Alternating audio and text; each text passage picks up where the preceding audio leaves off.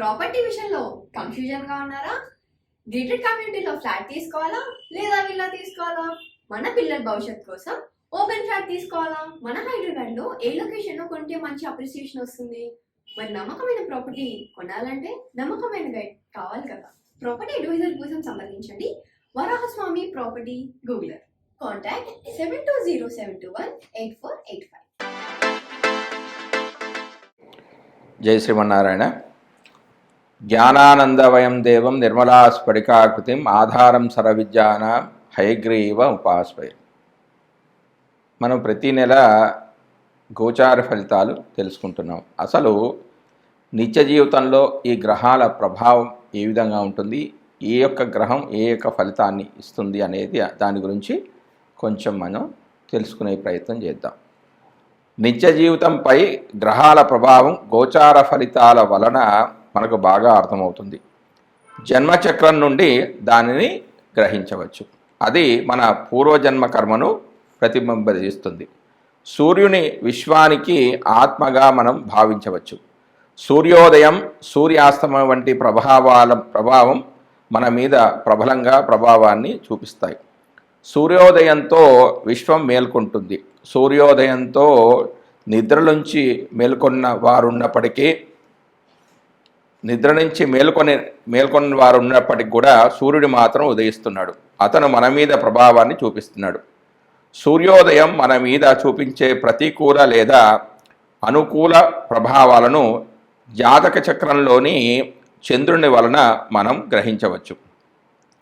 సాధారణంగా సూర్యోదయమున సూర్యుడు ఉండే స్థానమే మన జాతక చక్రంలో మొదటి భావం అనేది అవుతుంది. అందుకనే సూర్యోదయంతో మనం నిద్ర నుంచి మేల్కొని భౌతిక కార్యక్రమాలను అనగా పళ్ళు శుభ్రపరచుట, స్నానం మొదలైన పనులను నిర్వహిస్తాం. సూర్యాస్తమం సమయానికి సూర్యుడు 7వ ఇంటికి చేరుకుంటాడు.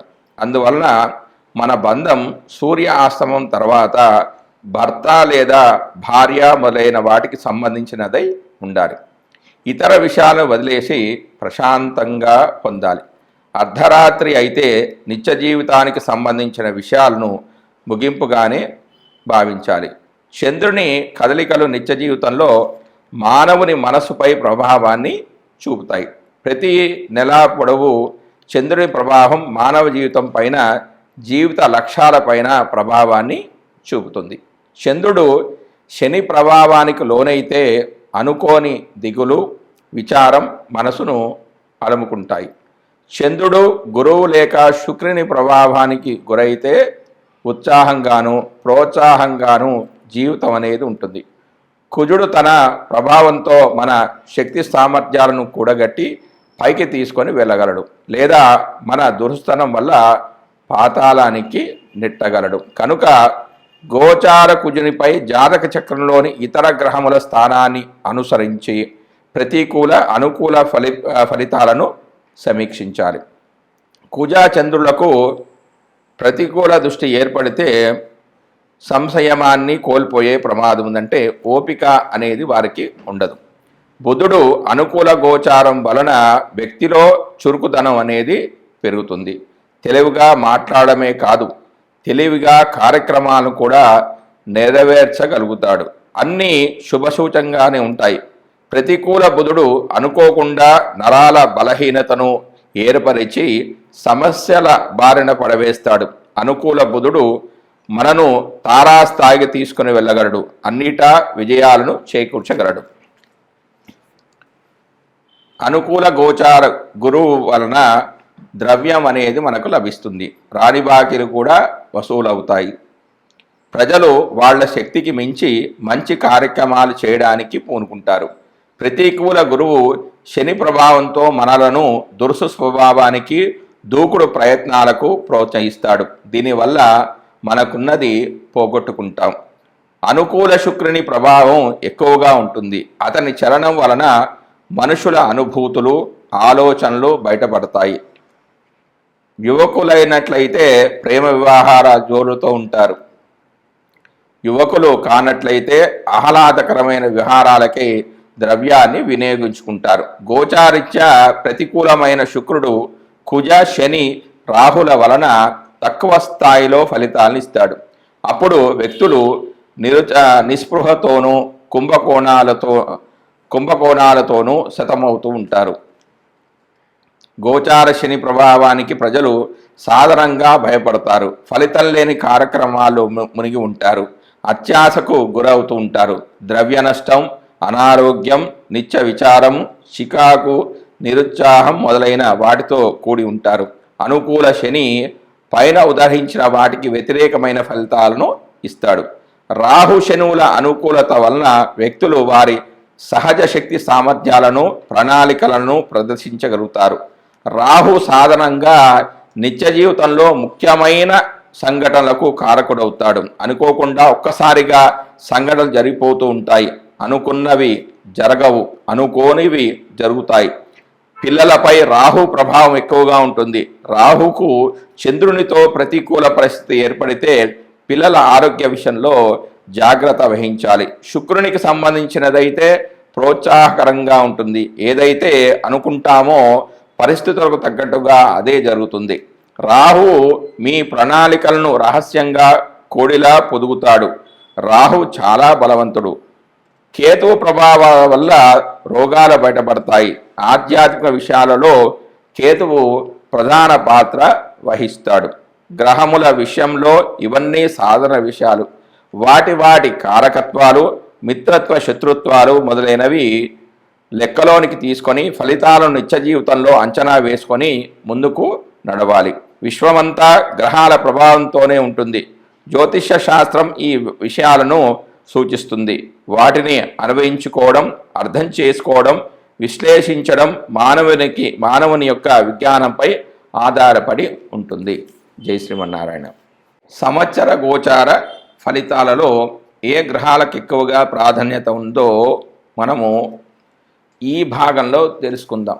ప్రతి సంవత్సరం ఉగాది సందర్భంలో వేసే పంచాంగ శ్రవణంలో భాగంగా సంవత్సర గోచారాన్ని తెలియజేస్తారు. సాధారణంగా కూడా జరుగుతున్న సంవత్సరంలో తమకు సంబంధించిన శుభాశుభాలను తెలుసుకోవడం కూడా సంవత్సర గోచార ఫలితమే. ఈ విధానంలో ముఖ్యంగా ఆ సంవత్సరము శని, గురువు, రాహుకేతుల సంచారం ప్రధానంగా ఉంటుంది. శని సంచరించే రాశి తమకు అనుకూలమో ప్రతికూలమా అని చూసుకోవడం అనేది ఉంటుంది. ఈ క్రమంలో తమ జన్మరాశికి శని 12, 1, 2 రాశుల్లో సంచరించే దానిని ఏలినాటి శని అని, 4వ స్థానం సంచారం అర్ధాష్టమ శని అని, 8వ రాశిలో సంచారాన్ని అష్టమ శని అనే పేరుతో తెలుపుతారు. ఈ కాలంలో విశ్రాంతి లేకపోవడం, అంటే 12వ స్థానంలో ఉంటే విశ్రాంతి లేకపోవడం, శారీరకమైన ఇబ్బందులు అంటే 1వ స్థానంలో ఉంటే శారీరకమైన ఇబ్బందులు, ఆర్థిక ఇబ్బందులు, కుటుంబ కలహాలు అంటే 2వ స్థానంలో ఉంటాయి. 4వ స్థానంలో ఉంటే సౌఖ్యం లేకపోవడం అంటే సుఖం లేకపోవడం, 8వ స్థానంలో ఉంటే ఆకస్మిక నష్టాలు, అనారోగ్యాలు క్రమంలో తెలియబడతాయి. ఇవన్నీ ఫలితాలు కూడా ఆ జాతకుడు పొందుతాడు.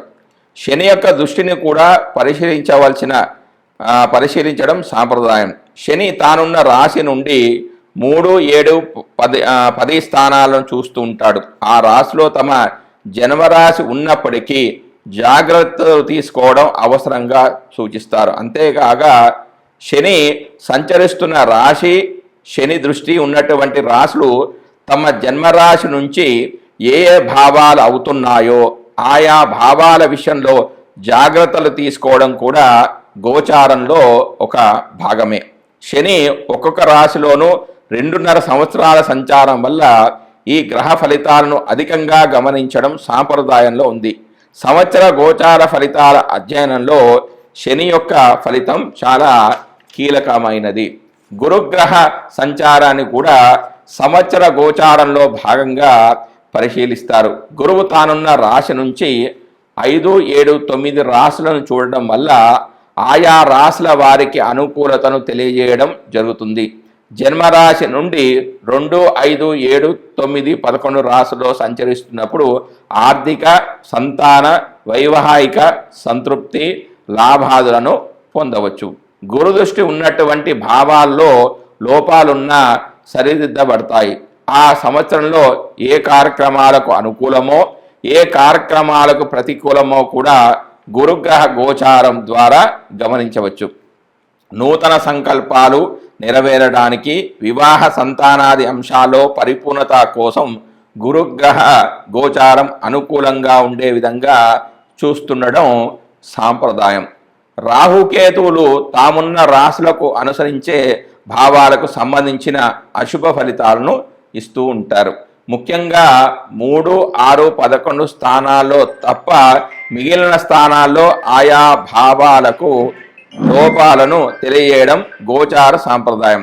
ఏదైనా శుభగ్రహంతో కలిసి ఉన్నప్పటికీ ఆ గ్రహం యొక్క శుభత్వాన్ని తగ్గించే విధంగా రాహు కేతువు గ్రహాలు ఉంటాయి.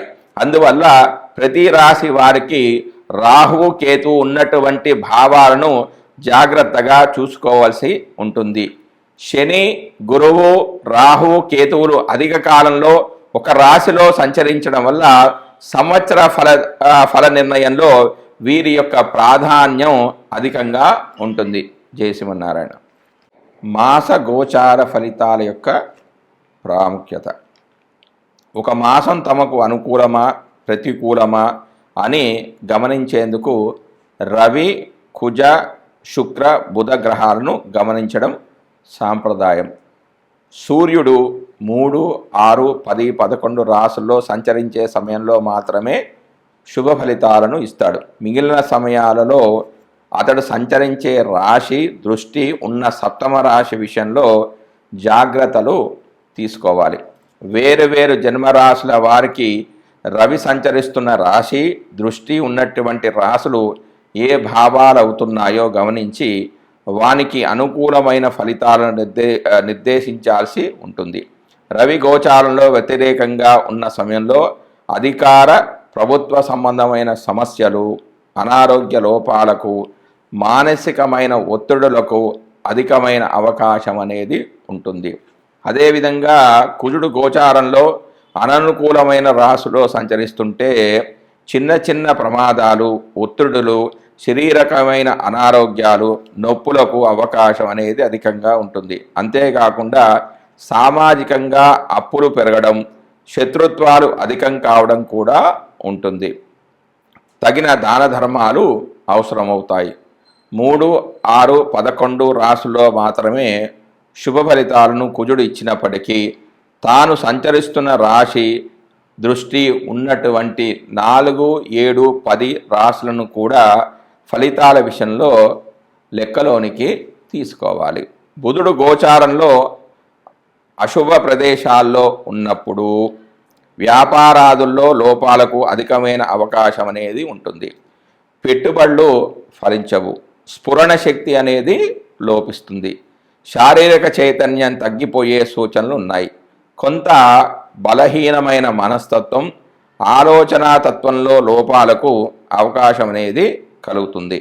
రోగ నిరోధక శక్తి అనేది లోపించడం వల్ల కలిగే సమస్యలు పెరుగుతాయి. బుధుడు 2, 4, 6, 8, 10, 11 స్థానాల్లో శుభ ఫలితాలను ఇస్తాడు. తాను చూస్తున్న భావాలకు కూడా శుభాన్ని ఇస్తాడు. శుక్రుడు అధిక స్థానాల్లో గోచారిత్యా అనుకూలంగా ఉన్నప్పటికీ బలహీనమైన గోచార ఫలితాలనిచ్చే స్థానాలలో మనోభిష్టాలు నెరవేరక ఇబ్బంది పడుతూ ఉంటారు. శుక్రుడు ఒక రాశిలో సంచరించే కాలంలో మానసికమైన వ్యవహారాలు, ఆకర్షణలలో లోపాలు, ఇబ్బందులకు అవకాశం అనేది ఉంటుంది. అవగాహన లోపాలు ఉంటాయి. శరీరంలో హార్మోన్ల లోపాలు ఏర్పడతాయి. సమతుల్యమైన భావాలు దెబ్బతింటాయి. శుక్రుని విషయంలో 6, 7, 10 రాశుల సంచారం మాత్రమే లోపమైనది. 6వ స్థానం సంచారం అధికమైన లోపంగా పరిగణిస్తారు. భార్యాభర్తల మధ్యలో అభిప్రాయ భేదాలకు కూడా ఇటువంటి అంశాలు కారణమవుతాయి. మానసికమైన ఒత్తిడి తీవ్రంగా ఉంటుంది. ఒక నెల రోజులు కొంత ఎక్కువ తక్కువలతో కూడుకున్న రోజుల్లో సంచరించే గ్రహాలు ఇవన్నీ కూడా. అందువల్ల వీటి ద్వారా కలిగే ఫలితాలు ఆ మాసాదులకు చెంది ఉంటాయి. అయితే శుభ సమయంలో కార్యక్రమం ప్రారంభించి పూర్తి చేయడానికి ఇటువంటి అనుకూల గ్రహ సంచారాదుల వల్ల ఫలితం అనేది అధికంగా ఉంటుంది. జై Srimannarayana. Hi, my name is Gautam and I actually stay in Malkajgiri itself. Like, I had this back pain. It's been 1.5 years. I have tried many treatments like chiropathy, oil massage, physiotherapy especially, but it didn't work out as much like what I expected. I strongly suggest homeopathy because నేను personally allopathy చాలా suffer అయినా, and I definitely do not recommend allopathy. You people can carry on with the homeopathy. Area Malkajgiri and doctor name is like Nageswar Rao and the clinic name is Neocare Homeopathy.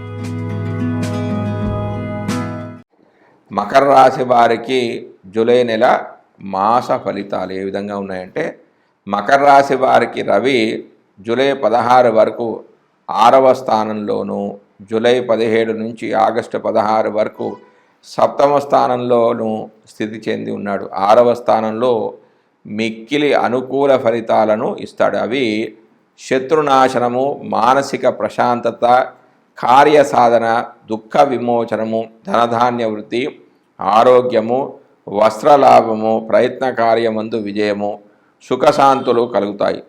7వ స్థానంలో శ్రమకరమైన ప్రయాణాలు, భార్యాపీడ, సంతాన అనారోగ్యత, ఉత్సాహభంగం, ఉత్సాహంగా లేకపోవడం, బంధుద్వేషము, మిత్ర విరోధము, అవమానము, తిప్పడం, కలత్ర విరోధము, ఉదర వ్యాధి, దైన్యము, మానసిక ఆందోళన, అశాంతి వంటి ఫలితాలు కలుగుతాయి. కుజుడు యొక్క ఫలితాలు. మకర రాశి వారికి కుజుడు జూలై 12 వరకు చతుర్థంలోను అంటే 4వ స్థానంలోను, జూలై 13 నుంచి ఆగస్టు 26 వరకు 5వ స్థానంలోను సంచరిస్తూ ఉన్నాడు. ఈ 2 స్థానాల్లో సంచారం దోష ఫలితాలనే ఇస్తుంది. బంధు విరోధము, వేదన, వ్యాధి, క్రూరమైన ఆలోచనలు, ద్రవ్యనాశనము, భయం, భాగ్య క్షీణత, గృహఛిద్రాలు, స్థానభ్రంశము, అనారోగ్యము, ఉదర వ్యాధి, మిత్రద్రోహము, బంధువుల వలన దుఃఖము, పుత్ర విరోధము, కోపము, అశాంతి, బలహీనత, అకాల భోజనము, మాసం చివరలో కొంత అనుకూల ఫలితాలు వచ్చే అవకాశం కూడా ఉంది. బుధుడు యొక్క ఫలితాలు. మకర రాశి వారికి బుధుడు జూలై 19 వరకు సప్తమంలోను, జూలై 20 నుంచి ఆగస్టు 22 వరకు అష్టమంలోను సంచరిస్తున్నాడు. సప్తమం దుష్టఫల స్థానం, ద్రవ్య నష్టము, ఉష్ణతత్వము, రాజ విరోధము, సర్వాంగాలకు వ్యాధి, సౌందర్య లోపము అంటే ముఖం కలతప్పడము, కార్య విఘ్నము, వృధా కోరికలు, అశాంతి, దౌర్భాగ్యము, కుటుంబ కలహాలు, అనారోగ్యము, విరోధం కలుగుతాయి. అష్టమ స్థానం బుధ సంచారం మిశ్రమమైన ఫలితాలు వస్తాయి. అంటే అష్టమ స్థానంలో మిశ్రమ ఫలితాలు అన్నవి పొందడం జరుగుతుంది. అనారోగ్యము, తాపము, భయము, వ్యాకులత, అసత్య భాషణము, పుత్రలాభము, ధనలాభము, అధికార వృద్ధి, జయము, కీర్తి, సంతోషము, శుభం లాంటివి కూడా జరుగుతాయి. గురు ఫలితాలు. గురుడు ఈ నెల అంతా కూడా మకర రాశి వారికి పంచమ భావంలో గోచరిస్తున్నాడు. ఇది అనుకూల స్థానం. ఐశ్వర్యము, ధనలాభము, మిత్రలాభము, వ్యవహార అనుకూలత, సౌఖ్యము, బంధుజన ప్రోత్సాహము, సజ్జన స్నేహము, సంతానము, రాజానుగ్రహము, శుభకార్యాలు ఆచరించుట వంటి అనుకూల ఫలితాలలో 25% ఫలితాలు మాత్రమే జరుగుతాయి. కారణము ఈ క్షేత్రము శత్రుక్షేత్రము కావడం వలన. తర్వాత శుక్రుడి యొక్క ఫలితాలు. మకర రాశి వారికి శుక్రుడు జూలై 6 వరకు 6వ స్థానంలోను, జూలై 7 నుండి జూలై 31 వరకు సప్తమంలోనూ గోచరిస్తున్నాడు. ఈ 2 స్థానాల్లో సంచారం వ్యతిరేక ఫలితాలనే ఇస్తుంది. రుణ బాధలు, శత్రుబాధలు, అవమానం, ఆతురత, అపాయము, విపత్తు, వ్యవహారంలో చిక్కులు, కలత్రానికి అనారోగ్యం అంటే ముఖ్యంగా భార్యకు అనారోగ్యం, కోపము, తాపము, వ్యాధులు, కష్టము, విరోధము వంటివి జరుగుతాయి. మాసాంతంలో ఉంటే మాసం చివరల్లో మనసౌఖ్యము, సంసార సౌఖ్యము, యత్నకార్య సిద్ధి, అధికార వృద్ధి, ధనలాభము, విద్యావృద్ధి, పరస్త్రీ సంగమము, నూతన వస్త్ర ప్రాప్తి లాంటి అనుకూల ఫలితాలు కూడా పొందుతాడు. తర్వాత శని ఫలితాలు. శని మకర రాశి వారికి నెలంతా కూడా ద్వితీయంలో సంచరిస్తున్నాడు. దీనిని ఏలినాటి శని అంటారు. ఈ కాలంలో కార్యాలు నశించడం, మనుషులతో విరోధము, పాప చింతన, కష్టాలు, ఆర్థిక నష్టాలు, కుటుంబ సభ్యులకు అపకారం, వాటిలో అతి తక్కువ చెడు ఫలితాలే వస్తాయి. ఎందుకంటే ఈ క్షేత్రం శనికి స్వక్షేత్రం కావడం వలన. తర్వాత రాహు యొక్క ఫలితాలు. రాహు ఈ నెల అంతా కూడా 3వ స్థానంలో స్థితి చెంది ఉన్నాడు. ఈ స్థానంలో శుభ ఫలితాలు వస్తాయి. కీర్తి, శరీర బలం, ప్రజల్లో మాటకు విలువ పెరగడం, ధనలాభము, సౌభాగ్యం వంటి అనుకూల ఫలితాలతో పాటుగా ప్రయాణాలలో ఇబ్బందులు, పశు నష్టము, ధనధాన్య నష్టం వంటి ప్రతికూల ఫలితాలు కూడా జాతకుడు పొందుతాడు. కేతువు యొక్క ఫలితాలు. కేతువు మకర రాశి వారికి ఈ నెల అంతా కూడా భాగ్యస్థానంలో అంటే 9వ స్థానంలో సంచరిస్తున్నాడు. ఇది ప్రతికూల స్థానం.